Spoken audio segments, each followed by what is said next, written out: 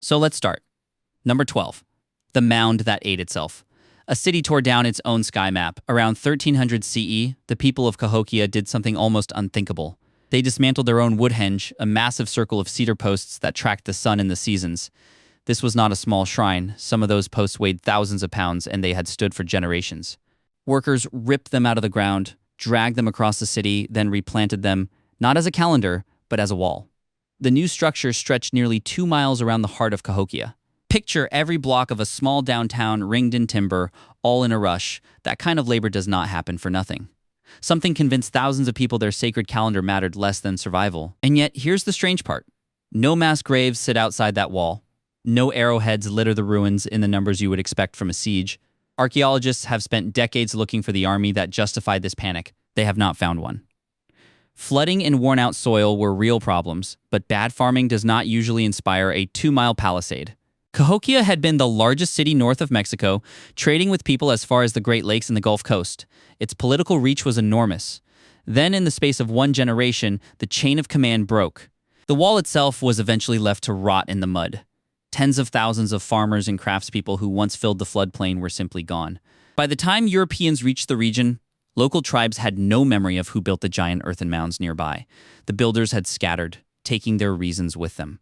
What makes this stranger still is that Cahokia had thrived for centuries before this final push, drawing in people from hundreds of miles away who came to live near its mounds and take part in its ceremonies. A society that had spent generations growing outward, spent its last years building inward instead, walling itself off from a threat nobody alive today can name. What they feared went unrecorded forever. Number 11, the palace, the sea forgot. A wave erased an empire in an afternoon. Around 1450 BCE, the Minoans ruled the Mediterranean from Crete. Then the island of Thera exploded. The Minoans were not a minor power. Their ships dominated regional trade, and their palace at Knossos had indoor plumbing and painted walls centuries ahead of their time. The eruption changed that instantly. Tsunamis tore into the northern coast of Crete and smashed entire fleets into splinters. Harbors and docks vanished in hours, not years. Ash blacked out the sun and triggered a volcanic winter that strangled their crops. Famine followed fast. Some historians think starving farmers rose up against their rulers. Others believe mainland Greeks saw a wounded island and struck. Here's the strange part, though. The ruins at Knossos show no long siege, no walls smashed by armies camped outside for months. The grand halls were simply left empty. Clay tablets that once tracked taxes and grain shipments stopped mid-record, like someone walked away mid-sentence. A royal court that had run Bronze Age trade for centuries disappears without one final battle written down anywhere. Survivors likely fled into Crete's mountains and blended with newcomers from the mainland. Their painting style, famous for dolphins and dancers, faded out completely. Their script, still only partly understood today, went silent forever. A civilization that read the stars and built 4-story palaces dissolved into scattered farming villages within a lifetime. Mainland Greeks, the Mycenaeans, moved into the power vacuum within a generation or two, adopting pieces of Minoan culture while erasing the rest. Their own writing system eventually replaced the undeciphered Minoan script across the islands. The eruption itself, one of the largest in recorded human history, left ash layers that still mark the soil of Crete and Santorini today, a permanent scar from an afternoon that ended an empire. The waves took their fleet, and time took everything else. Number 10, the court that burned its own records, a royal family destroyed its own paper trail. In 800 CE, Palenque was one of the most refined cities in the Maya world, home to the tomb of the great king Pakal. Its engineers had built the most advanced water system in Mesoamerica, channeling an entire river beneath the city. Then its rulers vanished. Burned layers of charcoal show the elite torched their own government buildings before they left. This was not an enemy's fire. The damage sits only in administrative structures, the places where records and power were kept. No invading army left its mark on the outer walls. No looted tombs point to raiders from outside. The people in charge erased their own paperwork on the way out the door. Not a single inscription explains why. No surviving text mentions a war, a plague, or a famine by name. A society that carved its history into stone for centuries chose silence at the exact moment historians need answers most. The painted portraits of past kings, once vivid with color, were left for the jungle to swallow whole. Underground water still flowed through the abandoned aqueducts. Nobody was left to drink it. Palenque had spent generations brokering alliances and fighting wars across the Maya lowlands. By the early 9th century, that authority had simply stopped working. Commoners likely broke into smaller farming communities scattered through the forest. Grand plazas filled in with vines, painted pyramids faded to plain gray stone within a few generations. They burned the evidence and walked into the trees. Number 9. The carving nobody finished. A king's monument sits half-carved to this day. In 822 CE, Copan's last ruler, Ukit commissioned a stone altar meant to prove his right to the throne. The carving on altar L is rough on one side and blank on the other. The sculptors simply stopped working. Tools left where hands had dropped them. By then, the valley around Copan had been stripped of trees for fuel and farmland, and the soil could barely grow anything. Bone analysis from this period shows malnutrition across every social class, from farmers to nobles. A drought definitely hurt the harvests, but other societies survived worse droughts and kept their kings. At Copan, something deeper broke. The people stopped believing their ruler had any real connection to the gods. Without that belief, nobody saw a reason to keep building his monuments. Whole neighborhoods emptied out in an orderly way, without fire or violence marking the ruins. Families packed what they could carry and walked toward better land. They left behind towering stone pillars covered in writing that celebrated a dynasty already finished. The ball courts went quiet. The hieroglyphic stairway, the longest written text anywhere in the ancient Americas, was left to crumble under tropical rain. This was a culture obsessed with counting days and recording time down to the smallest unit. And then, all at once, the counting simply stopped. Smaller communities did survive in the valley for another century or two, farming what little soil remained and salvaging stone from collapsed temples for their own homes. But the dynasty itself, 16 generations of rulers traced back to a founding king, never produced another name worth carving. Whatever divine right the royal line claimed, the people decided it had expired along with the harvests. The chisels still rest where the carvers set them down. Number 8. The king who became a ghost. A capital fell silent without a single battle. In the 6th century CE, the Aksumite Empire stopped producing royal inscriptions, and the silence never broke. Aksum had been a genuine superpower, minting its own gold coins and controlling Red Sea trade between Rome and India. King Hataz was the last ruler to raise a monumental stone carving in his own name. After him, nothing. The giant granite obelisks still stood pointing skyward, but the government behind them had gone quiet. No record describes a crushing military defeat. No account mentions a sweeping plague tearing through the population. As maritime trade routes shifted away from the Red Sea, the economic backbone of the empire simply gave out. Years of deforestation had already wrecked local farming. A bureaucracy that could no longer pay soldiers or feed scribes eventually just stopped functioning.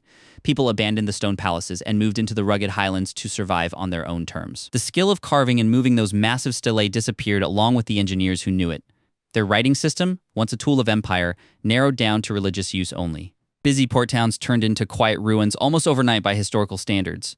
Aksum did not lose a war. It slowly ran out of the resources needed to keep up the appearance of power. Trade that once flowed from Adulis on the Red Sea coast shifted toward Arab merchants controlling new routes further south, cutting Aksum out of the network it had once dominated. The kingdom's territory shrank inward over the following centuries until only a fraction of its old reach survived, isolated in the highlands and largely forgotten by the wider world that had once paid it tribute. The gold stopped moving, and a king vanished into stone silence. Number 7. The dock that lost the sea. A port city kept its streets but lost its ocean. Around 1700 BCE, Lothal sat on the Indian coast with the world's earliest known tidal dockyard. Merchants there traded beads, copper, and ivory all the way to Mesopotamia. The streets followed a strict grid, an unusually advanced layout for its time. Then the coastline itself shifted. Tectonic movement slowly pushed the shoreline away from the brick dockyard, cutting the harbor off from the sea it depended on. The change came gradually. The result was final. Nobody tried digging new canals or building new harbors elsewhere nearby. The merchant class methodically emptied out the warehouses instead. Streets and drainage systems that once impressed visitors were simply left behind. There is no sign of violence anywhere in the ruins. No weapons were scattered through the rubble, and no unburied bodies were found in the open plazas. People appear to have recognized the shift in their environment and made a calm decision to leave. They moved inland and blended into farming communities nearby. The standardized weights and measures that had powered their trade with distant lands fell out of use entirely.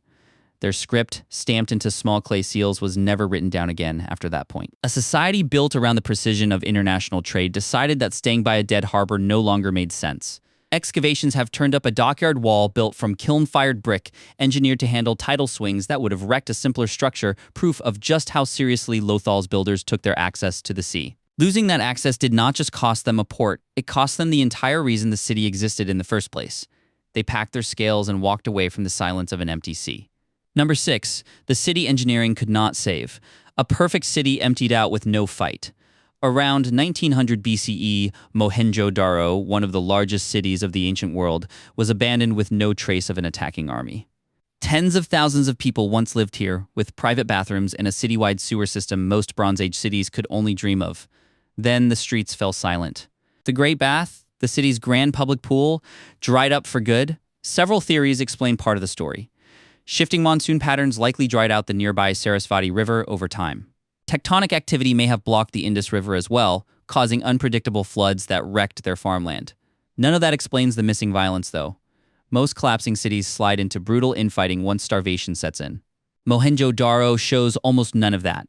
People left their multi-story brick homes behind in an orderly way. This was a society that never bothered building royal palaces or grand tombs in the first place, favoring shared infrastructure instead. The wider Indus Valley civilization, spread across more than 1 million square kilometers, broke apart into small local cultures. The strict urban planning that had defined the region was forgotten for over 1,000 years afterward. No later Indian city would match Mohenjo-Daro's level of sanitation engineering until well into the modern era.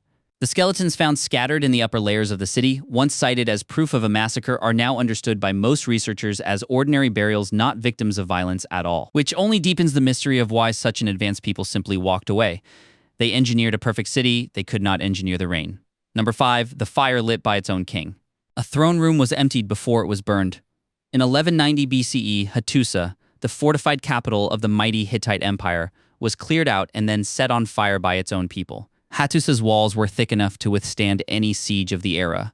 This was the same empire that fought Ramesses the Great to a standstill at the Battle of Kadesh. Yet during the wider collapse of the Bronze Age, the city emptied. Archaeologists found the royal archives, treasuries, and grain stores neatly cleared out before the fire ever started. That detail matters more than it first appears. A trapped population does not calmly pack the treasury before a blaze. The elite fled first and lit the fire on their way out. Nobody knows exactly who they were running from. The Sea Peoples were raiding the Mediterranean coast around this time, but Hattusa sat deep inland, far from any obvious coastal threat.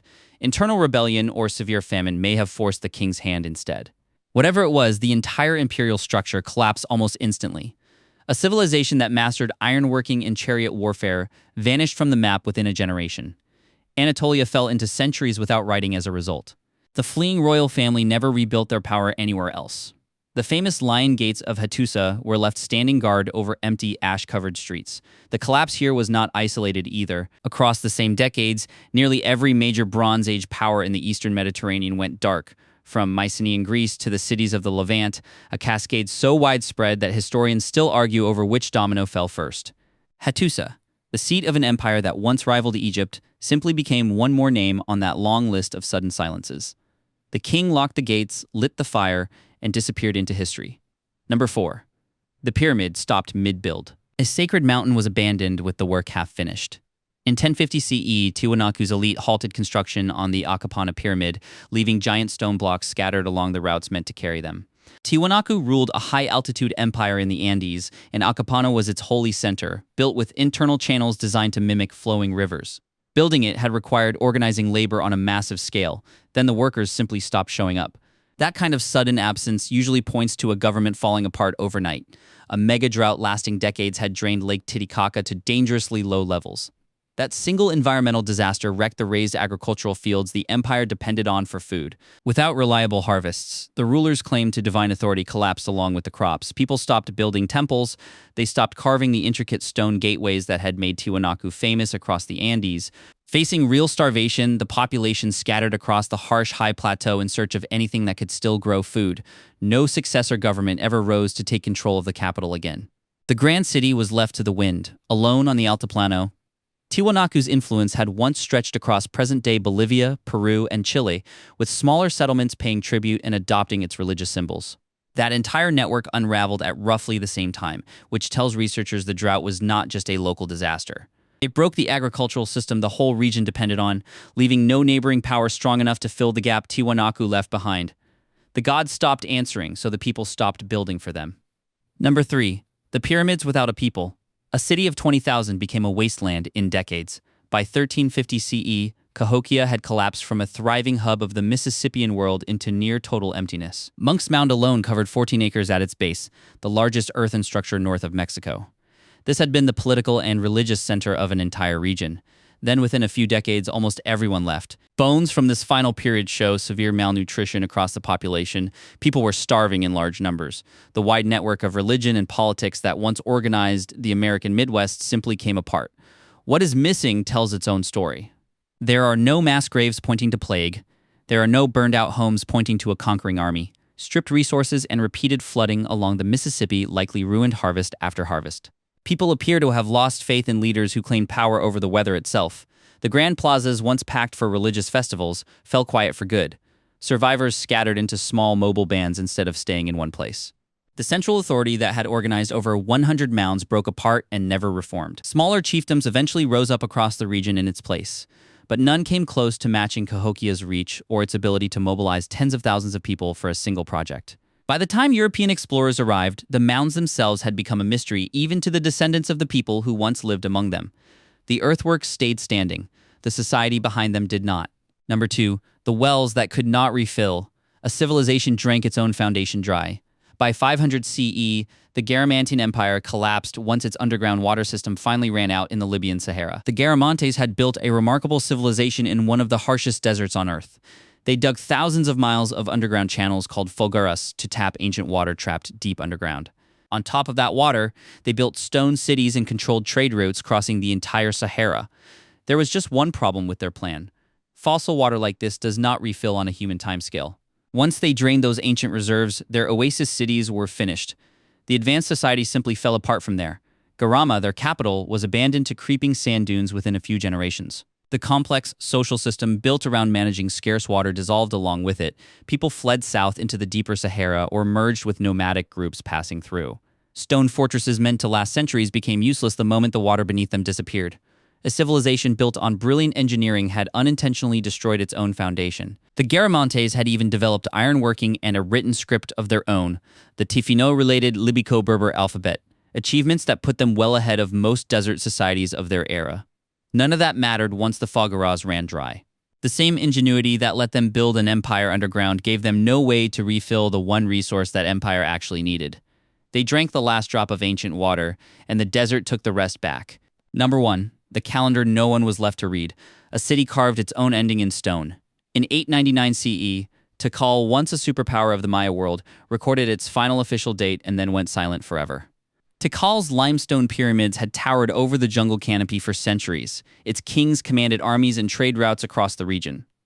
After the date carved into Stele 11, royal construction simply stopped. The rainforest began reclaiming the city's monumental core almost immediately. Those who stayed behind started squatting in the ruined palaces of their former rulers. They dragged the carved stelae of past kings around the plazas, sometimes flipping them upside down without ceremony. That single detail says more than any inscription could. The respect once owed to divine rulers had completely disappeared by this point. A political system can survive war and even famine, but not the open disrespect of its own people. The exact spark behind the collapse remains genuinely uncertain. Drought, ongoing warfare, and overpopulation almost certainly all played a part together. What stands out most is the speed of it all. The king lost his authority, the scribes set down their brushes for the last time, the jungle moved in, patient and unstoppable, exactly as it always does. By the time later explorers stumbled onto the ruins, centuries afterward, towering trees had grown straight through what had once been royal plazas, their roots cracking apart the same stone steps kings had once walked. Tikal had outlasted other great Maya cities by generations, surviving wars and rival dynasties that toppled lesser kingdoms. In the end, it was not an enemy that finished it. It was the slow, total withdrawal of its own people's belief. The calendar kept counting, but no one was left to read it. That's it for this one. More is coming. Subscribe so you catch it. See you in the next.